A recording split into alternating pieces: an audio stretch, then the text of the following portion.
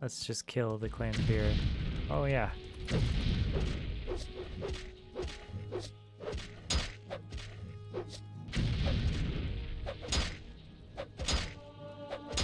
Oh my god, we almost died.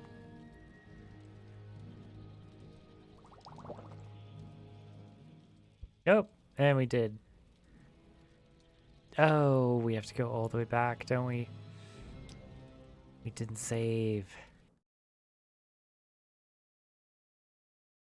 Oh, that's terrible. Okay, well, that is sad.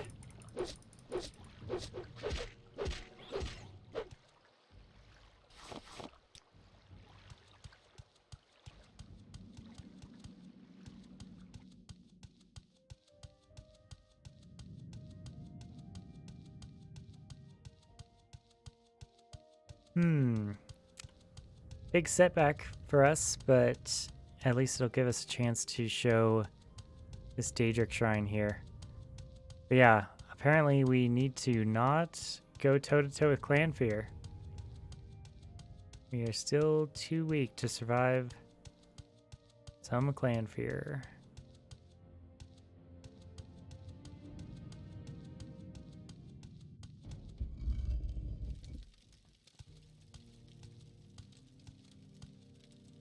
I wonder... Okay, first of all, let's save. Moloch Ball? Maybe?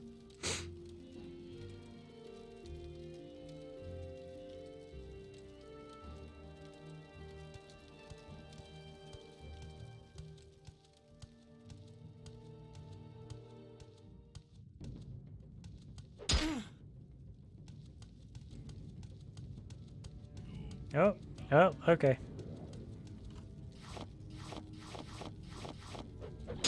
Oh god, wow.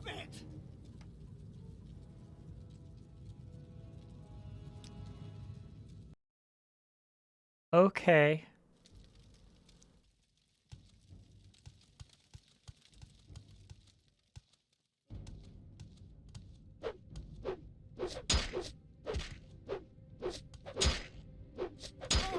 Wow, okay, he's doing so much damage to us. I guess we can't fight them. At least not without some pretty severe help. That is a hunger. I don't want to mess with that. Can we fit through here? Yes, we can. Okay. Christ.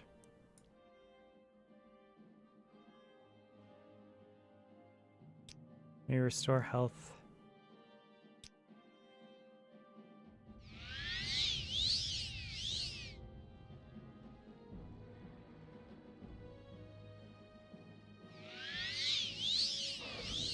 Oh god, it's here. He did not run away effectively enough. That poison is terrible. And the paralysis. Okay. Fine. I get it. Thank you. Yeah, Daedra Shrines. Maybe not the best thing to be hanging out around. We are still pretty low level. I like to, you know, have some pride that we're level 8. But I think the levels go up to 30 at least? Not sure. Yo, what's up, Noxid? Thank you for the solstice greetings. Okay, 78 maybe is the absolute highest level. But it's very hard to achieve. Oh, you need to get out of here. You need to get out of here.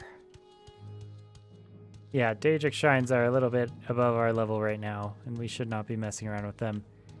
That hunger is like pursuing us and killed us pretty quick. There's cliff racers all around. Typical for the Ashlands. There's also these things. Oh my god. Yeah, this should be the screenshot for the whole game, really. It's you facing off against a cliff racer. At least this one wasn't blighted. Let's get back what stamina we can. We still need to look out for that hunger because it has chameleon at like 100% and can just show up out of anywhere and just paralyze us and do massive amounts of poison damage.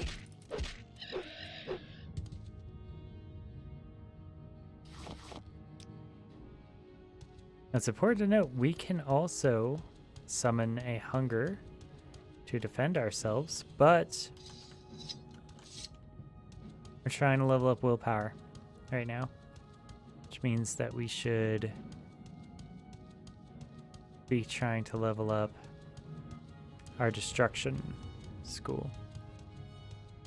I forgot where that ancestral tomb was. It's also very high level.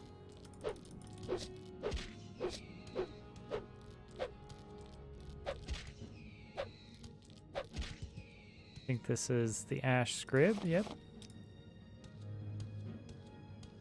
We're seeing kind of the familiar, kind of the same things. We're going to try to stay on the road as much as we can.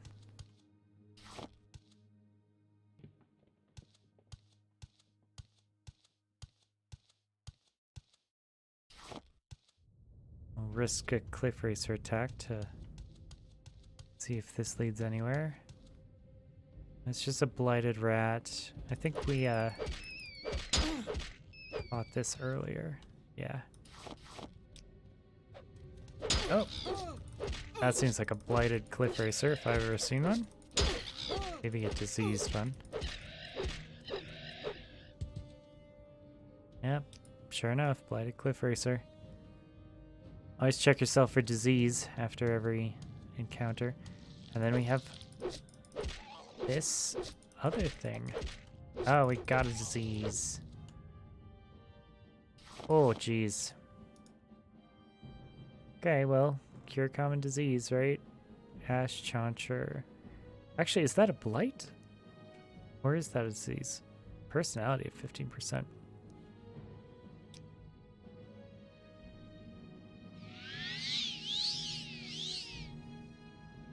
No, it is a blight. Let's see. That's Vivek's Tears. There we go. Can't rest here. Enemies nearby. Okay.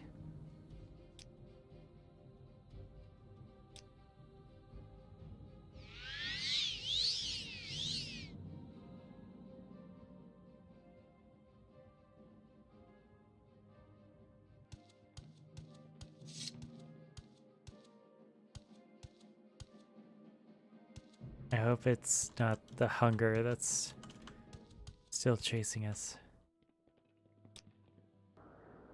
Oh, and here's the Blightstorm. This will make it even more difficult to navigate.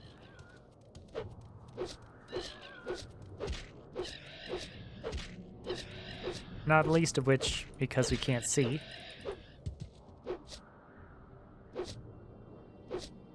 Oh, the cliff racer seems to be stuck. At least we got a little bit better with the spear.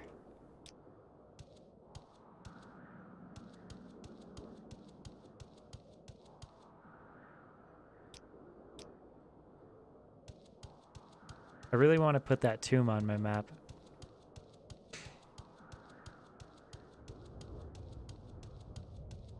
I'm not sure where it is.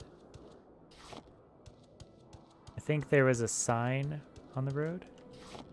There's that oomph. I don't know what that is, if that's an NPC, or an enemy, or a bandit, or maybe a scripted event. Okay, so there's the tomb, there's the road sign. Of course, there's the cliff racers.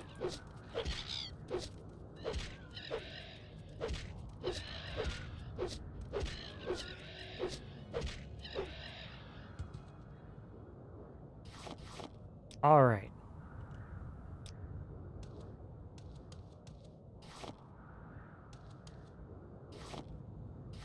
Yep, life's hard out here in the ash waste for sure. That's a Nyx hound. Didn't see that earlier.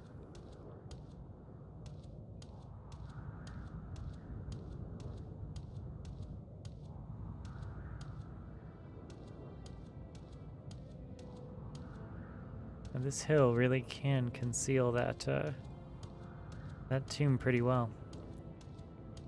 All right, that's a diseased Nyx hound. Okay. How? Yeah, see, even with our skill getting close to 50, it's still very difficult to consistently land hits on Nyx hounds. Their agility is pretty high.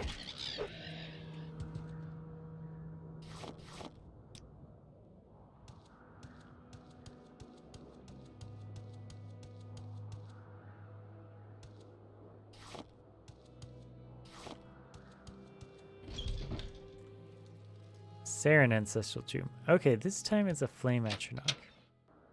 Still not going to mess with it, because it literally killed us last time. Probably save again. Now I need to figure out where to go, actually. I think north is the way to do it.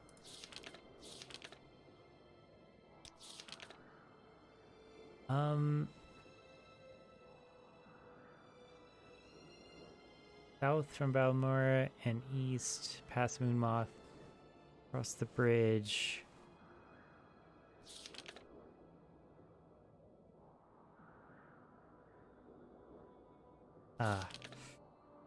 There's Punabe.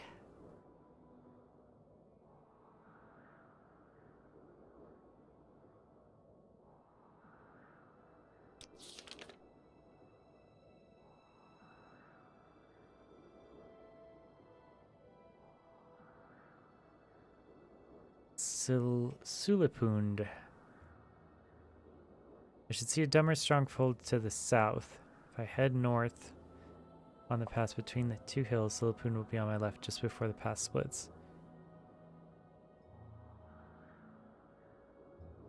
Cross the bridge to Molag Amor. Sulipund is further along the trail from Punabe. Sulipund is just before the fork in the path.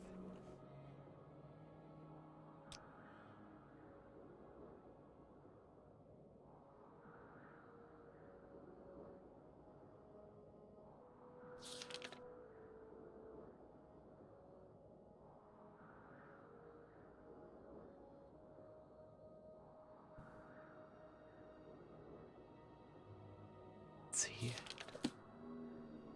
So Mandrus is to the south. That, okay. So we know where Mandrus is.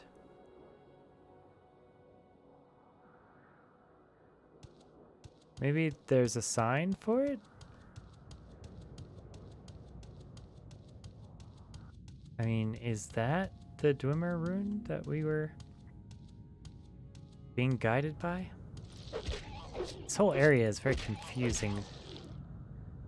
Easy to get lost in the Ashlands.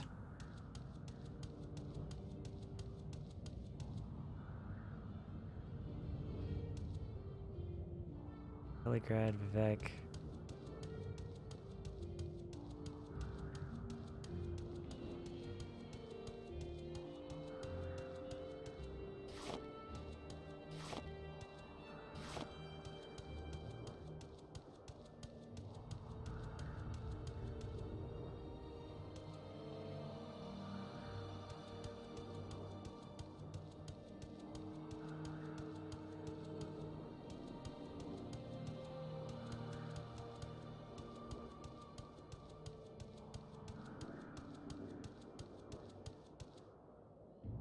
Oh, hey.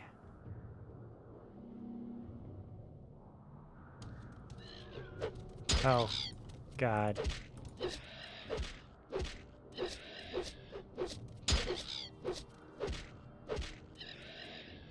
Okay.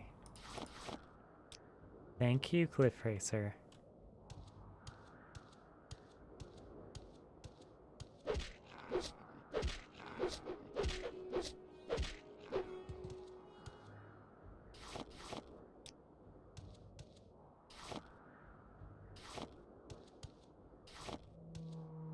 Oh. Okay, so that's an ash statue. Nisami. This might be a, Oh, God. What are you? Is that Corpus? Stay away. Oh, jeez. Oh, Christ. Cliff Races are back.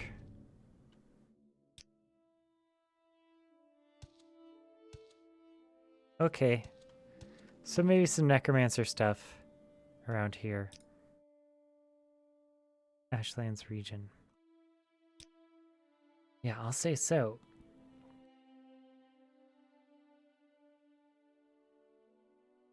Is it north from Marandus?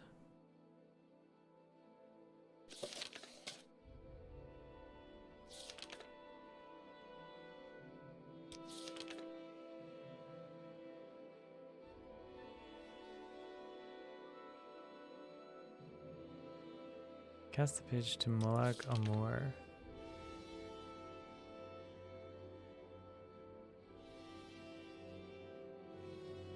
It's more a fortress than a village.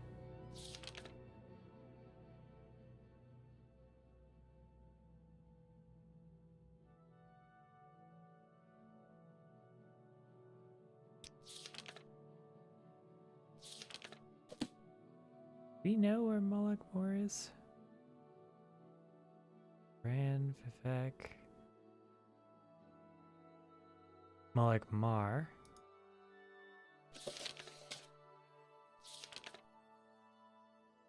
Hmm.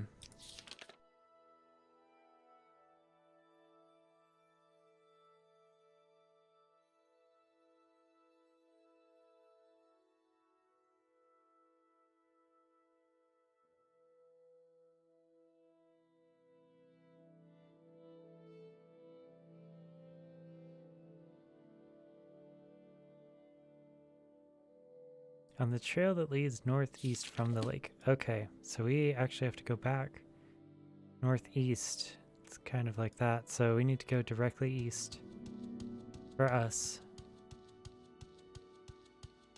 It really is a pleasure when the weather clears up. God, this is a really difficult quest for like... Well, I guess it's like the fourth... It's the first like actual professional Mages Guild quest. And it's to go like collect a bunch of money and or murder someone. So...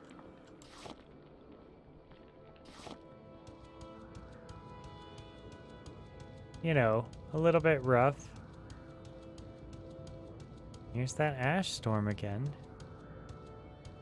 Okay, let's try to get our endurance back a little bit at least.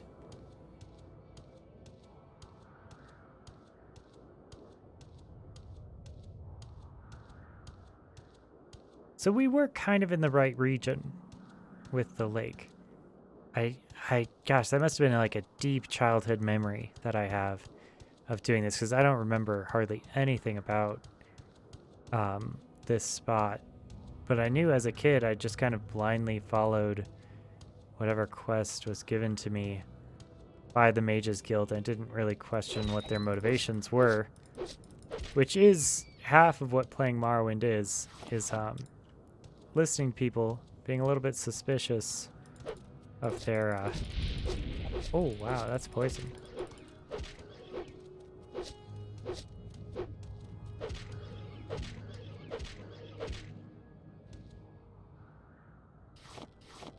Alright, shock greenback. Not too shabby.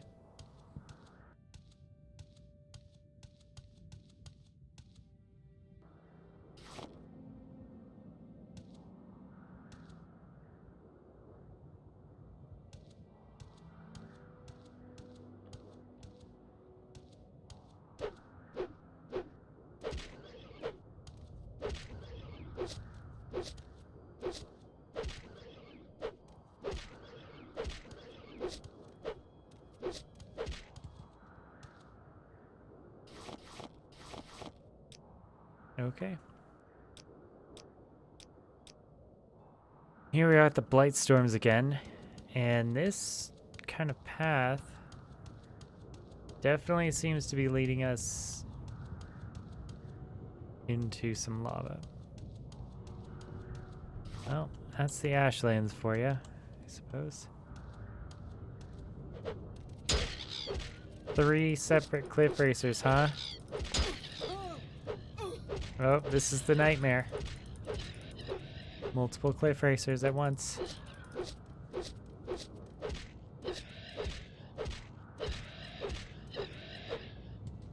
Well, there we go. And if that isn't Morrowind, and this is why we fast travel.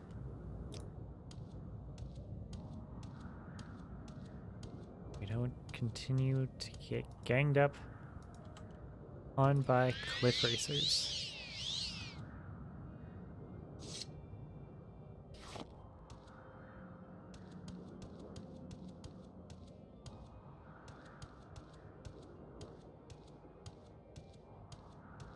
You know, I am a mage. I should just levitate over these mountains.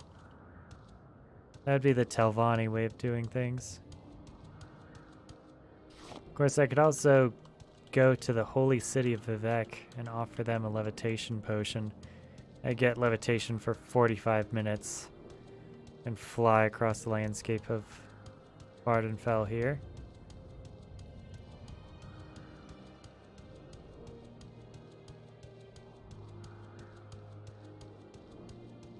Gosh, they really just don't want you to go close to this mountain. I don't know what that is, but I kind of don't want to fight it.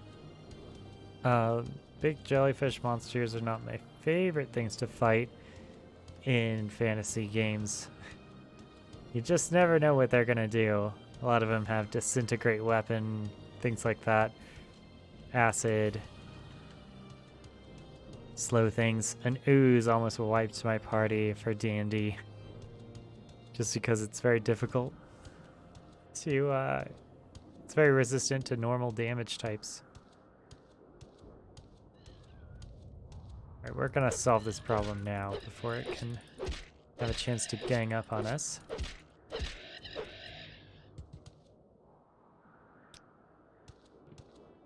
Oh, please be friendly. These seem like Ashlanders of some variety.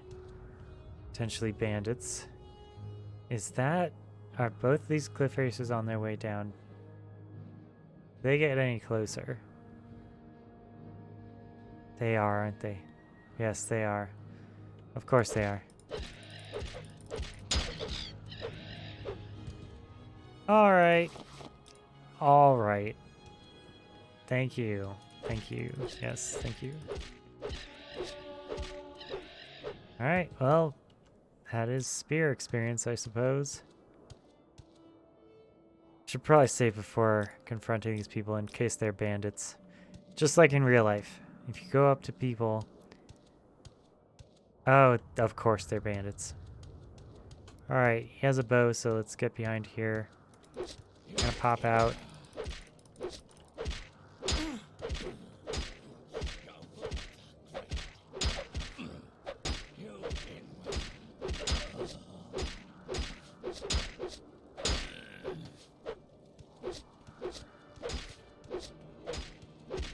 I'm gonna try to back him into a tree.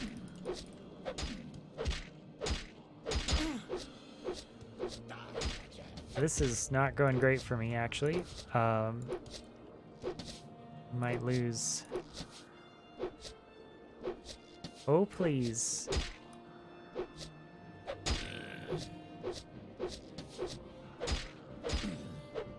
Okay, thank you. Take the fire fern. Take everything off of his body. This guy is Yasur Harishumusa. Harishumusa. And he is a light armor bandit with a bow. And he is now gone from this face of this earth. He's never going to come back. And the Ashlands is going to get just a little bit safer for everyone involved. Oh, I forgot his name. Oh well. Not important. They were just bandits, you see. They're criminals, so you get to kill them.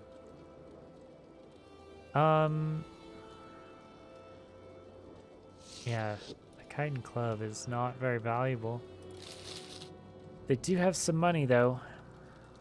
And Hickolo leaf, some food. Probably criminals hiding out in the ashlands here.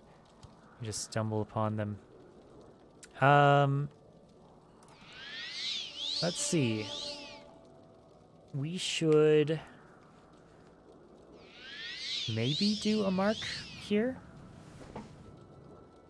I kind of don't want to, though. I mean, just a little bit of stuff. It's not that valuable. Yeah. Not really. Of course, where we're going...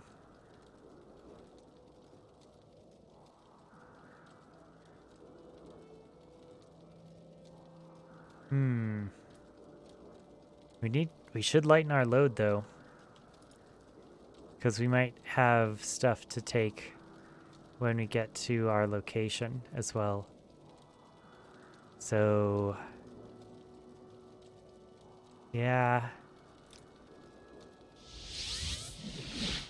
This is kind of always the thing that happens whenever we play the Elder Scrolls series.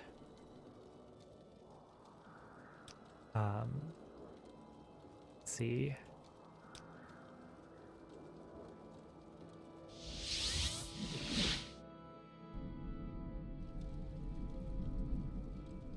Oh, wow.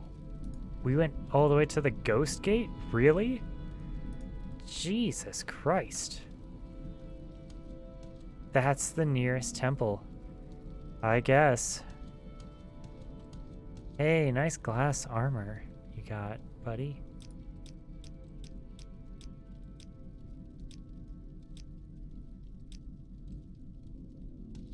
Yeah. God, look at that. Just makes you want to join House Redoran and, like, help out. Are we diseased at all? No. Let's go ahead and get as much magic as they'll give us.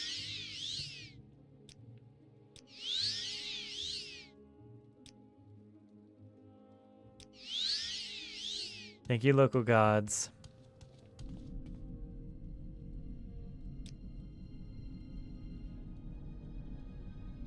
Good for running. Heavy armor strong, it's slow and tiring. Medium armor is in between. Unarmored style evading attacks instead of using armor. Least tiring of all. Okay, wow, yeah. Barter, sure. Let's get rid of the stuff we'll never use. Pretty sure. I think we have all of this.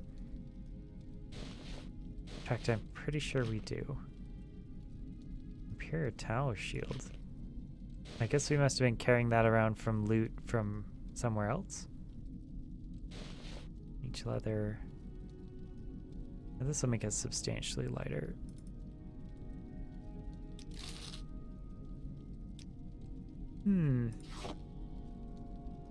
I do want to sell the rest of this stuff also. Got a little bit of gold. 902. It's okay.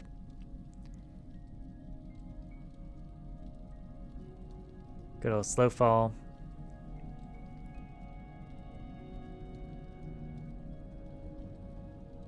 Not bad. Everything seems pretty well charged. That's a blessing. Repair. Yeah, we should repair many of these things.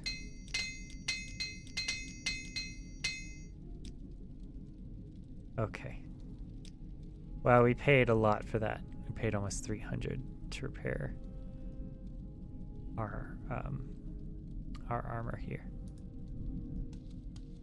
Man, I want that spear. 634. 2600. 3,000. 3,000 gold for this, really? Yep, there it is. 3,000 gold. Okay.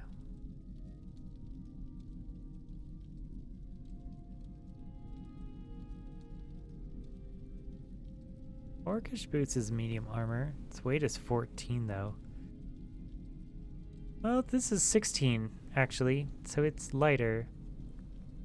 Orcish armor is some of the best medium armor in the game.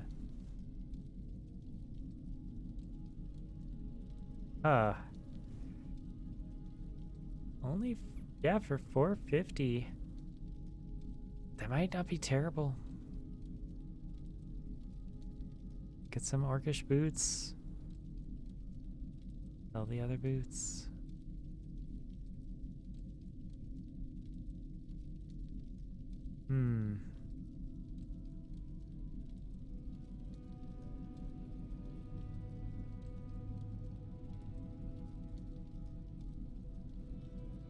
Yeah, let's do it. Let's do it. Okay.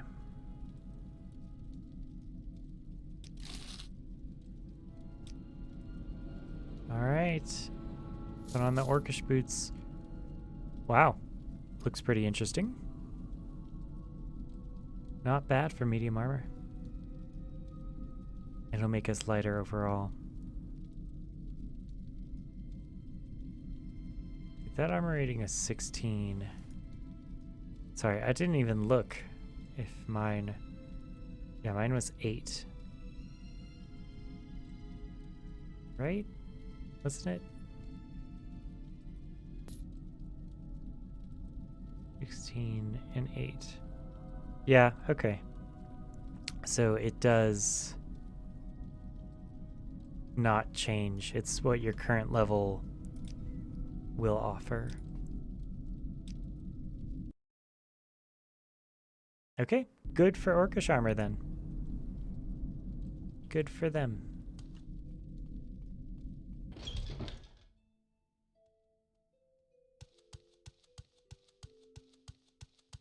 Tower of Dawn.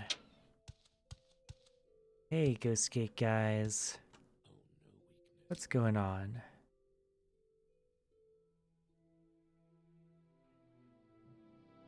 Rose here. I think I have that 20 for cure disease. Let's see. Yeah, 20. Okay. It's just the Western version of the spell, not the Temple's version. Restore luck, strength, endurance. That could be good. Pretty cheap too. Cure poison 13. Let's see. Cure poison 13, yep.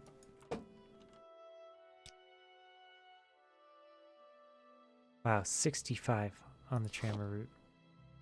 Okay, that's a lot. All right. Let's see. About... Oh. Oh, we can't afford... Okay. Well, there's got to be some other potion sellers here. Homilies of Blessed Almalexia. We've already read this one.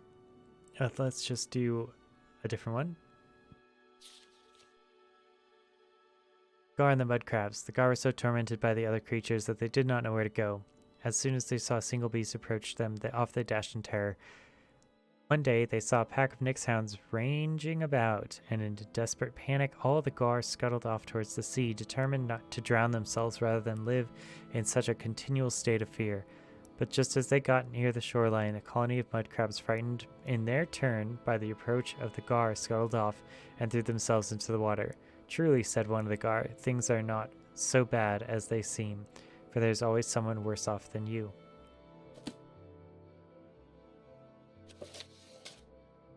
Lives of the Saints?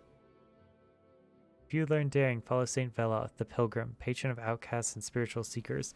Saint Veloth, prophet and mystic, led the Dunmer out of the decadent home country of the Somerset Isles and into the promised land of Morrowind. Saint Veloth also taught the difference between the good and the bad Daedra and won the aid of the good Daedra for his people while teaching how to carefully negotiate with the bad Daedra. If you would learn generosity, follow Saint Realms the Barefooted, patron of pilgrims and beggars. St. Realms gave away her shoes, then dressed and appeared as a beggar to better acquaint herself with the poor. If you would learn self-respect and respect for others, follow St. Arador, the penitent, patron of tanners and miners. This foul criminal repented his sins and traveled the circuit of the great pilgrimage on his knees. Wow, okay.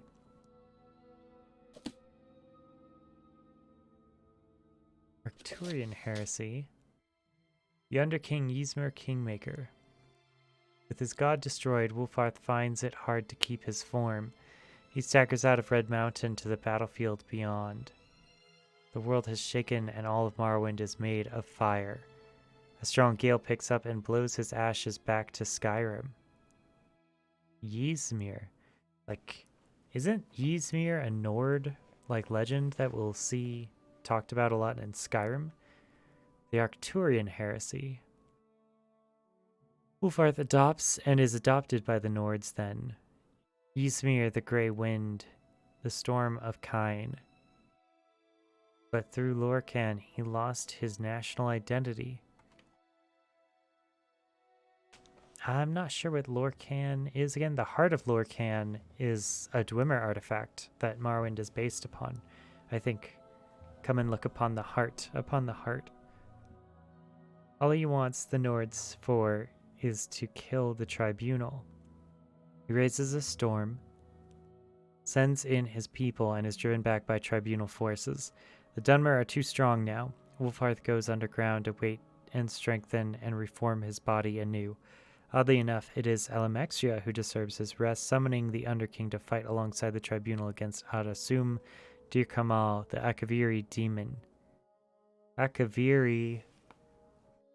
I think that's the word for the swords that the Imperials use. Akavir. Isn't that the Imperial homeland? Wulfarth disappears after Adasum is defeated. It does not return for 300 years. It is the rumbling of the Greybeards that wake him. Oh, we'll see them show up in Skyrim.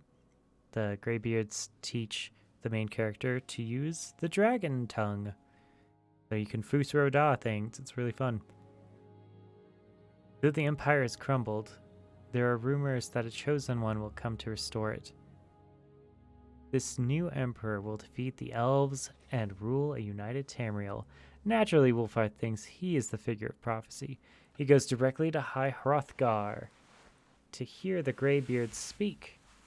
Wow, we will go to High Hrothgar, actually, in Skyrim. Interesting. When they do, Ysmir is blasted to ash again. Okay. He is not the chosen one. It is a warrior youth from High Rock, as the Grey Wind goes to find this boy. He hears the Greybeard's warning. Remember the color of betrayal, King Wulfarth. Okay, cool. The Western Reach wants a war. Cuchulainn, the king of Falkreath in West Cyrodiil, was in a bad situation. To make any bid at unifying the Clovian estates, he needed to secure his northern border, where the Nords and Reachmen had been fighting for centuries. Yeah, we'll see that, actually, when we play Skyrim. The Reachmen have this, old insurrection.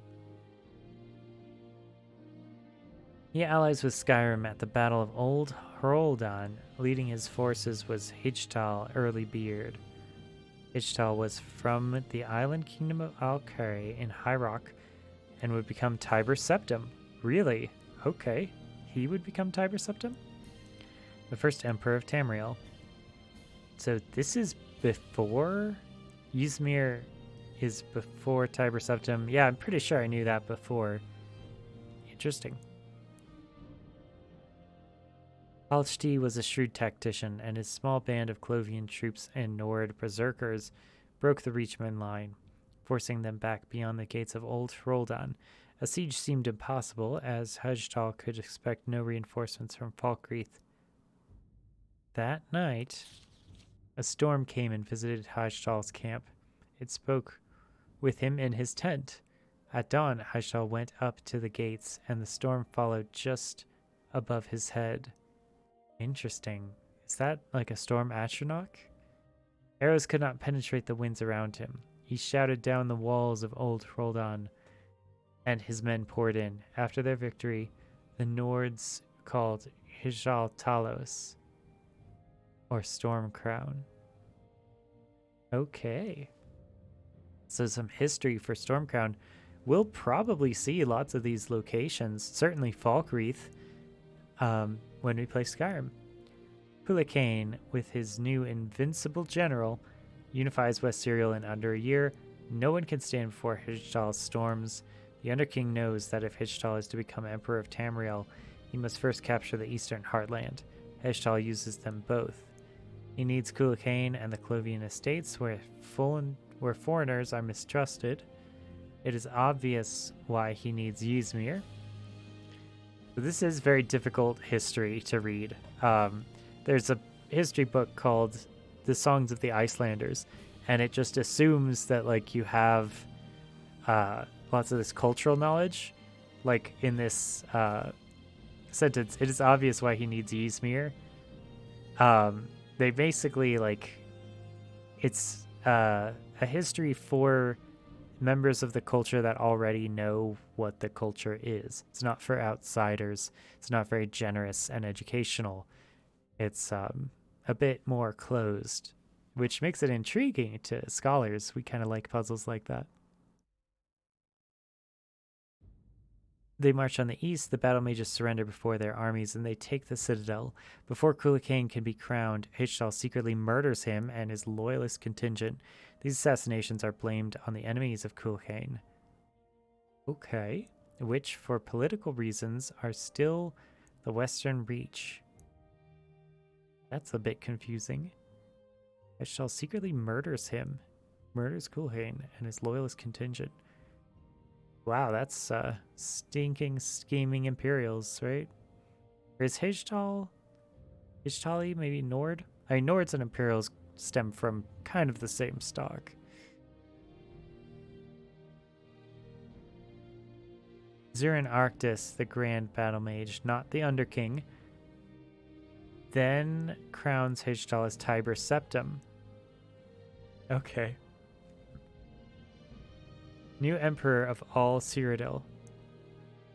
After he captures the Imperial throne, Septim finds the initial administration of a fully united Cyrodiil a time-consuming task. He sends the Underking to deal with Imperial expansion into Skyrim and High Rock. Ysmir, mindful that it might seem as if Tiber Septim is in two places at once, works behind the scenes. Is this guy crazy? Is this just like... Who is this? This Arcturian Heresy.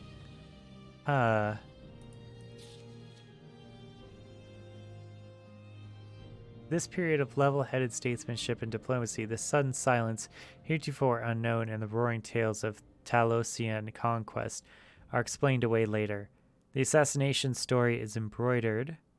Now it is popularly Talos' own throat that was cut. Again, I'm not sure what this is in reference to. The human kingdoms are conquered, even Hammerfell, whose capture was figured to be an arduous task. The Underking wants a complete invasion, a chance to battle their foreign wind spirits himself. Underking.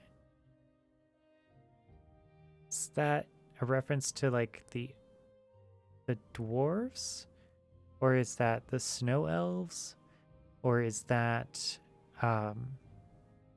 just the idea that the Nord King is lower than Talos?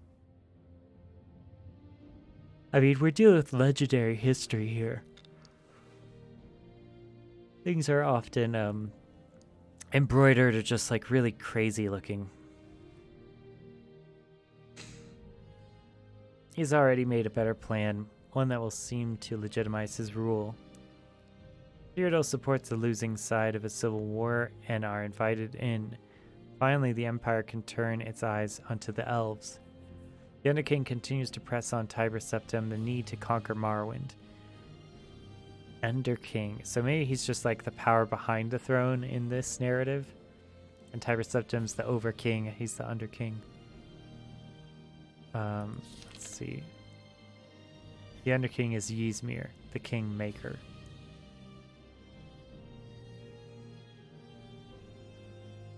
With his god destroyed. I don't know. I mean, what Red Mountain... Is that the Nerevar? Or is it Degath-ur? Did he serve Degath-ur?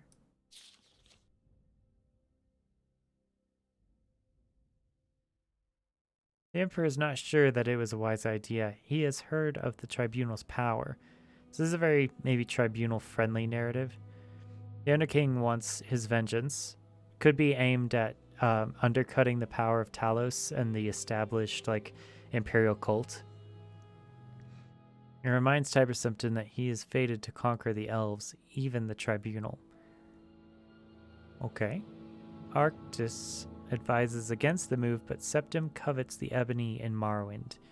Yeah, ebony armor is a big thing for the Imperial Guard and the Imperials in general, because it's some of the best heavy armor, and Imperials use heavy armor with steel, and Morrowind has a bunch of it. In fact, ebony smuggling is illegal in Morrowind because it's very tightly controlled by the state as a resource, because it's a military resource. As he sorely needs a source of capital to rebuild Cyrodiil after 400 years of war, the Underking tells him that, with the Tribunal dead, Septim might steal the Tribunal's power and use it against the High Elves, certainly the oldest enemies of Lorkhan, predating even the Tribunal. Somerset Isle is the farthest thing from Tiber Septim's mind. I really hope the next game is in Somerset Isle. Even then, he was planning to send Zurian Arctis to the King of Alinor to make peace. The Ebony Need wins out in the end, the Empire invades Morrowind, and the Tribunal give up. When certain conditions of the armistice include not only a policy of non-interference with the Tribunal, but also, in the Underking's eyes, a validation of their religious beliefs. Okay. Ysmir is furious. Okay, so a lot of this is just about the religious truth of the world. He abandons the Empire completely. This was the betrayal the Greybeard spoke of, or so he thinks. Without the Underking's power, all ideas of conquering Tamriel vanish. Would have been nice, Septim thinks, but let's just worry about Cyrodiil and the human nations. Okay, so this like overly casual tone when dealing with historical events is one of the great enemies of legitimacy in history. It's fun, as always, and I do it all the time, but you know, when you're writing professional work, or at least college level work,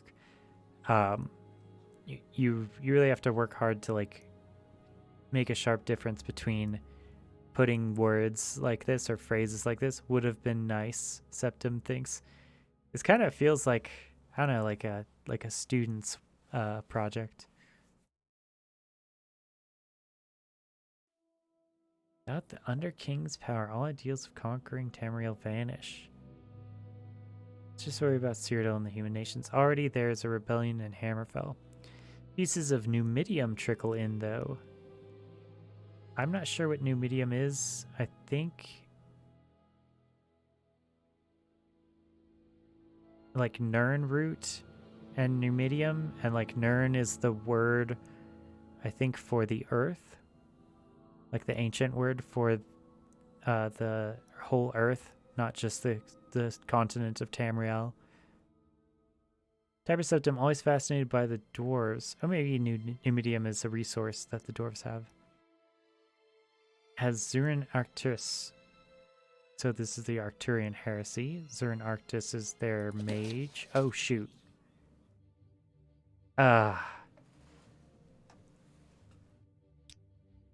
Man.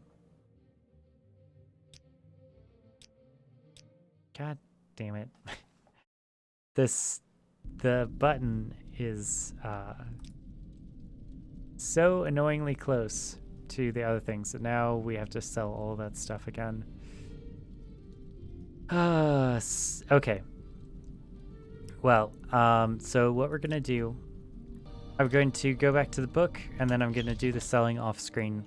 We're already at an hour, so we're just gonna wrap up. Gosh, that is just so annoying. Like, the button is right where you would turn a page with your hand. Okay.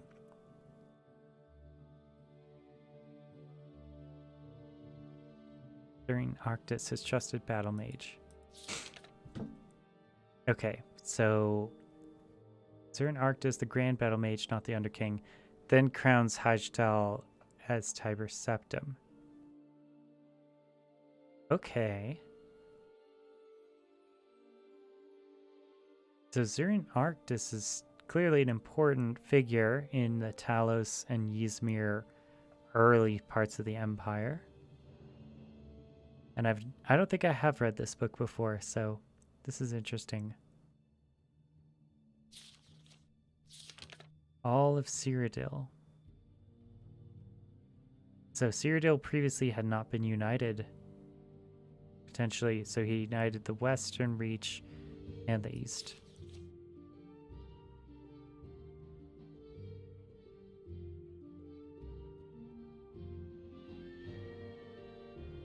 Okay. As Zurin Arctis researched this grand artifact, in doing so, Arctis stumbles upon some of the stories of the war at Red Mountain. He discovers the reason the Numidium was made and some of its potential. Most importantly, he learns the Underking's place in the war. But Zurin Arctis was working from incomplete plans. He thinks it is the heart of Lorkhan's body that is needed to power the Numidium. While Zurin Arctis is raving about his discovery, the prophecy finally becomes clear to Tiber Septim. This Numidium is what he needs to conquer the world.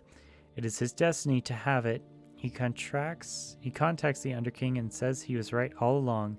They should kill the tribunal, and they need to get together and make a plan.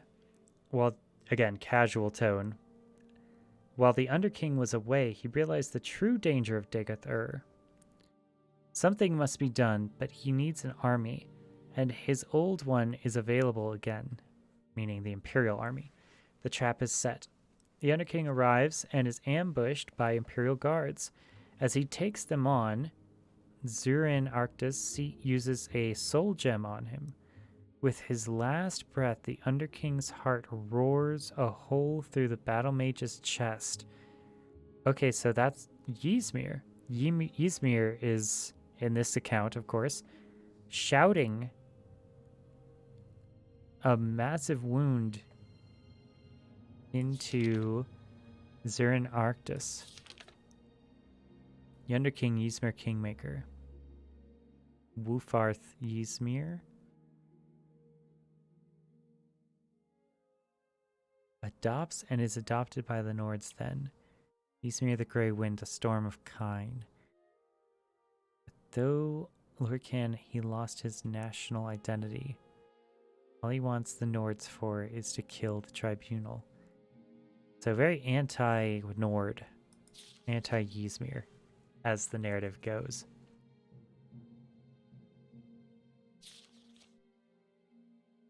In the end, everyone is dead. The Underking has reverted back to ash, and Tiber Septim strolls in to take the soul gem.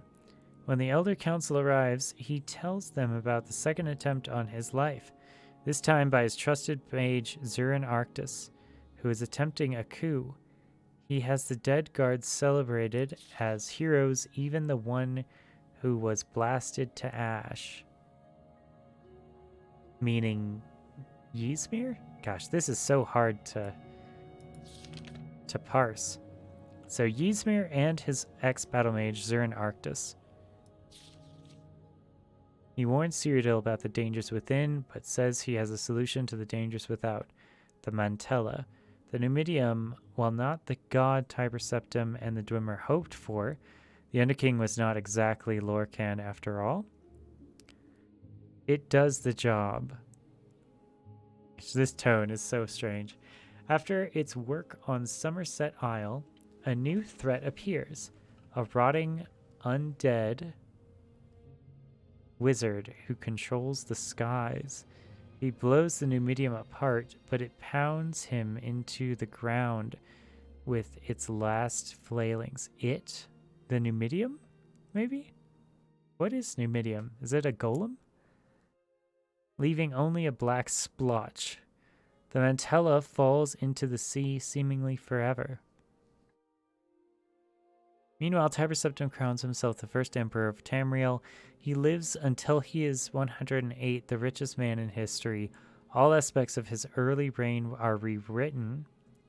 Still, there are conflicting reports of what really happened, and this is why there is such confusion over such questions as, why does Alcair claim to be the birthplace of Talos while other sources say he came from Atmora?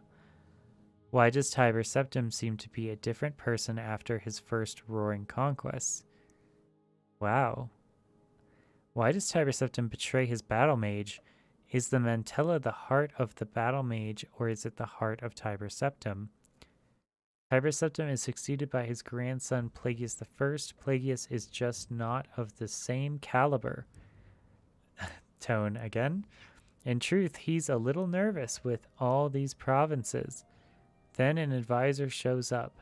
I was friends with your grandfather, the Underking says. He sent me to help you run the empire. Okay.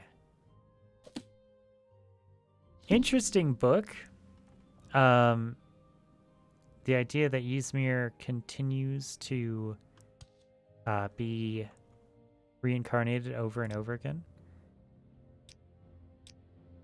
As Ash, he's always blown to ash and then comes back. He has a special relationship with Kyne and Storms. All right, that should do it for now. We will do more Morrowind in the future. I'm going to clean up the mistake that I made, and we will head out. Peace.